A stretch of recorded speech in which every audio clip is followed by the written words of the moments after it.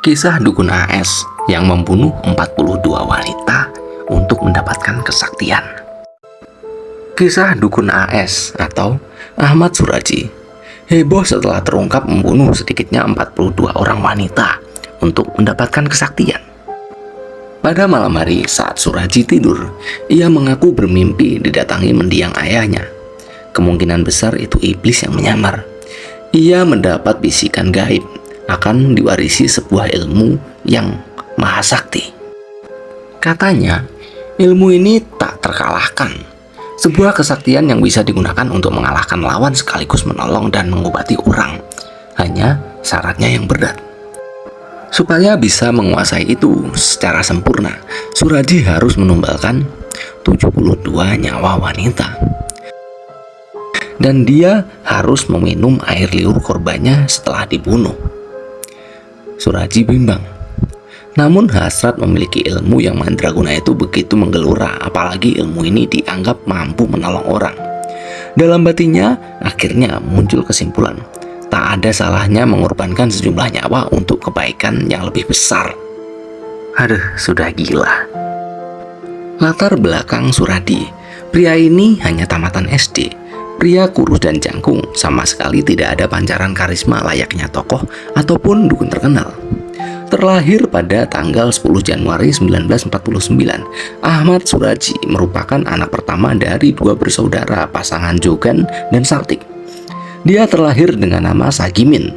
Sang bapak meninggal saat dia baru berumur 7 bulan. Di lingkungan tempatnya bermukim, dia lebih dikenal dengan nama Nasib Klewang. Pasalnya, saat kecil Suraji pernah tercebur sumur. Sementara nama Klewang didapat karena dia sering mencuri lembu kemana-mana membawa Klewang. Sejak umur 12 tahun, kata Sartik, Suraji keranjingan mempelajari ilmu kedukunan. Dia belajar dari buku-buku peninggalan mendiang bapaknya yang berprofesi sebagai dukun juga. Saat berumur 27 tahun, Nasib menikahi wanita asal Pekanbaru yang bernama Tumini. Usai menikah, Nasib berganti nama menjadi Ahmad Suraji.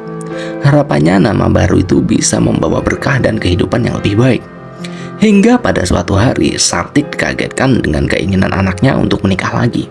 Alasannya, dia ingin anak wanita, sedangkan Tumini hanya bisa memberikan 4 anak laki-laki. Sartik atau ibunya sebenarnya setuju, namun ia syok saat mengetahui bahwa wanita yang hendak dinikahi anaknya adalah adik iparnya sendiri alias adik kandung Tumini. Bahkan Suraji tidak hanya menikahi satu adik Tumini, namun 2 adiknya, yakni Tuminah dan Ngatiyah. Bener-bener udah gila nih orang. Semua orang tahu bahwa itu perbuatan tidak benar, keluh Sartik. Suraji tidak peduli, ia bahkan mengajak 3 wanita bersaudara itu tinggal satu atap. Karena ibunya terus-menerus menentang, Suraji akhirnya mengusir ibu kandungnya dari rumah. Entah benar-benar sakti atau tidak, oleh masyarakat Suraji dianggap sebagai orang pintar atau dukun. Panggilan datuk akhirnya disematkan kepadanya. Banyak yang mendatangi rumah Suraji untuk meminta bantuan, baik berobat karena sakit, pasang susuk agar terlihat cantik, memikat suami agar tidak tergoda wanita lain, atau hal-hal yang gaib lainnya. Hingga pada suatu hari, tanggal 27 April tahun 1997, Dusun Aman Damai dilanda kehebohan. Seorang pemuda menemukan sesosok mayat wanita tanpa busana di ladang tebu. Warga pun berbondong-bondong untuk membongkarnya. Suasana bertambah panas ketika muncul kabar seorang warga bernama Sri Kemala Dewi umur 21 hilang selama 3 hari. Mereka takut mayat yang ditemukan tersebut adalah Dewi. Ternyata benar, mayat tersebut benar-benar milik Dewi. Aparat kepolisian dari Mapolsek Sunggal bertindak cepat. Setelah diselidiki, sebelum menghilang Dewi dikabarkan sempat bertengkar dengan suaminya, Tumin. Bahkan mereka telah pisah ranjang. Orang tua Dewi akhirnya yakin bahwa Tuminlah pelakunya. Untuk keperluan penyelidikan, maka suami Dewi ditahan. Pihak kepolisian tidak mau berburu nafsu menetapkan Tumin sebagai tersangka, apalagi berdasarkan penyelidikan lanjut. Beberapa tahun sebelumnya, pernah ditemukan mayat wanita di ladang tebu. Kasus tersebut terpaksa dihentikan karena kekurangan bukti. Hingga pada suatu kesempatan, polisi menemukan secercak bukti baru. Seorang warga kampung bernama Andreas pada hari menghilangnya Dewi mengaku pernah mengantarkan dia ke rumah Suraji untuk berkonsultasi. Polisi menindaklanjuti kasus tersebut. Mereka mendatangi rumah Suraji. Pria yang panggilan akrabnya disebut Datuk itu mengaku Dewi memang pernah datang ke rumahnya, namun selepas maghrib Dewi pulang ke rumahnya sendiri. Penyelidikan terpaksa dihentikan karena tak cukup bukti. Polisi tak menyerah. Mereka mendalami sejumlah laporan orang hilang dalam beberapa tahun terakhir. Ternyata dari sekian banyak orang yang dilaporkan hilang, terdapat suatu benang merah. Kebanyakan dari mereka merupakan pasien Suraji. Atas dasar informasi tambahan itu, polisi lalu menggeledah rumah sang dukun. Di sana ditemukan sejumlah pakaian wanita dan perhiasan, salah satunya milik Dewi. Suraji beserta ketiga istrinya pun ditangkap. Lewat proses interogasi yang panjang, akhirnya muncul pengakuan dari mulut Suraji. Ia mengaku membunuh Dewi. Polisi terus mendesak pelaku. Jika semula mengaku membunuh Dewi, Suraji telah mengaku membunuh 16 wanita. Hingga kemudian mengaku lagi menjadi 42 wanita. Para penyelidik terperangah. Mereka bertanya untuk apa membunuh wanita sebanyak itu. Di hadapan penyelidik, Suraji bercerita bahwa perbuatan itu dilakoni demi mendapatkan ilmu sakti. Bisikan gaib yang diterima lewat mimpi memerintahkan untuk membunuh 72 wanita plus menghirup air liurnya. Pembunuhan berantai ini dilakukan dari tahun 1986 hingga 1997. Dalam melakukan aksi biadab itu, Suraji dibantu oleh istrinya, namun tidak semuanya ikut membantu. Hanya istri tertua saja yang ikut membantu, yaitu Tumini.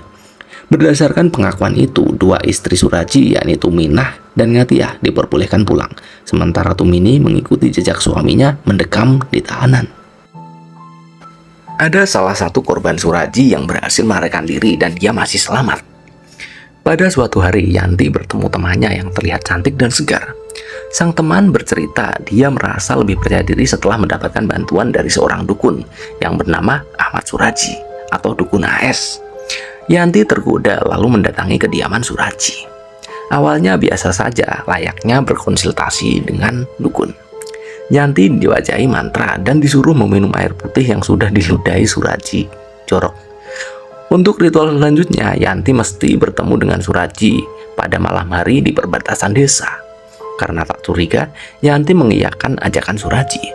Dalam pertemuan itu, Yanti diajak ke sebuah ladang tebu di belakang rumahnya. Suasana betul-betul sepi dan gelap.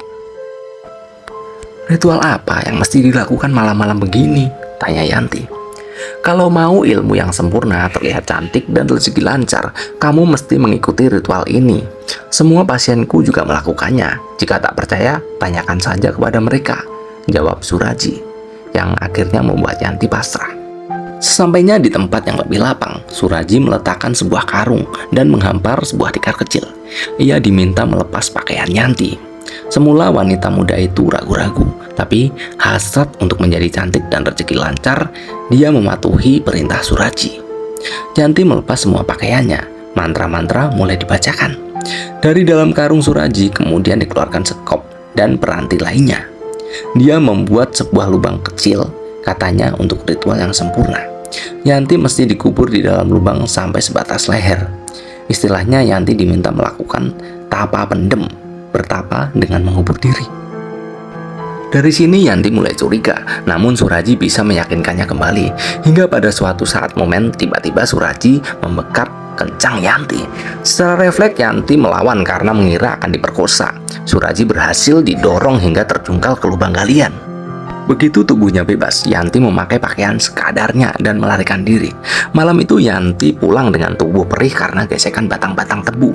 Dengan pakaian sekadarnya, meski begitu Yanti tidak menceritakan kasus ini kepada siapapun karena menganggapnya aib.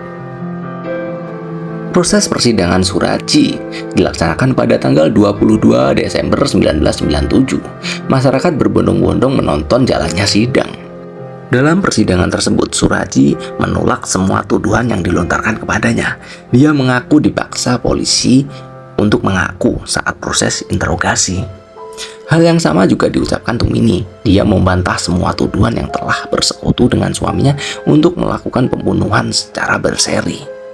Semua tuduhan dilontarkan di pengadilan dianggapnya sebagai kebohongan besar. Setelah persidangan panjang dan cukup alot, akhirnya hakim memvonis Suraji hukuman mati. Anehnya, Suraji terlihat tampak tenang mendengarkan vonis itu. Bahkan ia sempat melempar senyum saat kamera wartawan menjepretnya. Sementara istrinya yang membantunya, ia divonis hukuman seumur hidup di penjara. Menjelang pelaksanaan hukuman, Suraji mengajukan permohonan terakhir ke pengadilan. Dia meminta diberi kesempatan 1 kali saja untuk bertemu dan bermesraan dengan istri tertuanya, Tumini. Permintaan ini dikabulkan. Pada tanggal 10 Juli tahun 2008, eksekusi hukuman mati dilakukan. Sekitar pukul 20.00, Suraji dihadapkan di depan 12 orang regu tembak dan dor.